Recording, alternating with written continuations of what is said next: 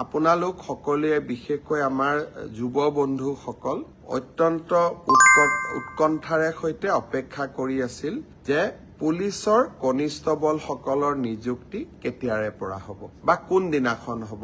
মই য'তেই মিটিঙলৈকে যাওঁ তাতেই মোক সোধে যে মামা আমি পুলিচৰ ইণ্টাৰভিউৰ পাছ কৰিলো, আমি এপইণ্টমেণ্ট লেটাৰ কেতিয়া পাম।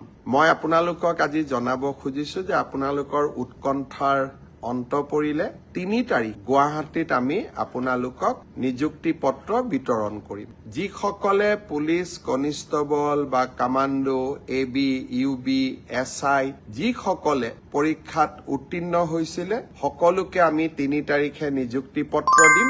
আপোনালোক নিযুক্তি পত্ৰ লবলৈ গুৱাহাটীলৈ আহিব, লগত দেউতা মা বা মাৰ এজনক লৈ আহিব। কাৰণ আপোনালোকৰ এই সাফল্যৰ দিনটোত লগত দেউতা বা মাক আপোনালোকে লৈ আহিলে তেওঁলোকেও ভাল পাব আৰু আপোনালোকেও আনন্দ অনুভৱ কৰিব।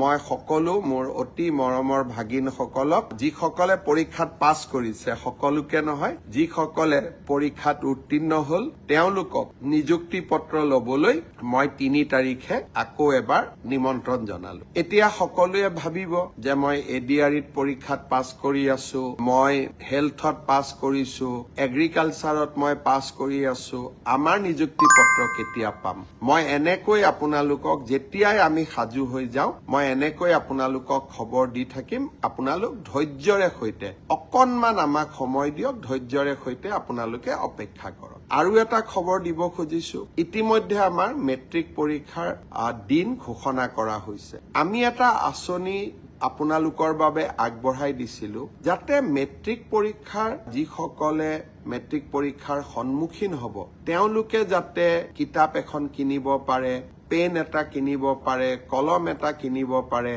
গাখীৰ এগিলাচ খাব পাৰে, অলপমান নোটৰ বহী এখনো কিনিব পাৰে। সেইবাবে আমি প্ৰতিশ্ৰুতি দিছিলো যে আপোনালোকক আমি মেট্ৰিক পৰীক্ষা নোহোৱালৈকে মাহত ৩০০ টকাকৈ দি থাকিম। এইবাৰ প্ৰায় 4,25,000 ছাত্ৰ ছাত্ৰীয়ে 28 তাৰিখে শিক্ষামন্ত্ৰী ৰণোজ পেগু ডাঙৰীয়াৰ সৈতে আপোনালোকক নৱেম্বৰ মাহৰ ৩০০ টকাটো মুকলি কৰি দিম। তাৰ পিছত ডিচেম্বৰত পাব, জানুৱাৰীত পাব, ফেব্ৰুৱাৰীত পাব, প্ৰত্যেক মাহতে ৩০০ টকাকৈ আপোনালোকে পাই থাকিব। তৃতীয় আৰু এটা খবৰ দিব খুজিছো, BTC নিবাসীসকলে বা BTCত বাস কৰা ৰাইজে প্ৰায়ে আমাক সুধি থাকে যে আমি অৰুণোদয় কেতিয়াৰ পৰা পাম। আমি BTCত অৰুণোদয় তালিকাখন প্ৰায় সম্পূৰ্ণ কৰিছো। অহা 12 ডিচেম্বৰ তাৰিখে কোকৰাঝাৰত মই যাম, হাগ্ৰামা মহিলাৰী ডাঙৰীয়াও থাকিব, আমাৰ মন্ত্ৰী বিধায়কসকলেও থাকিব।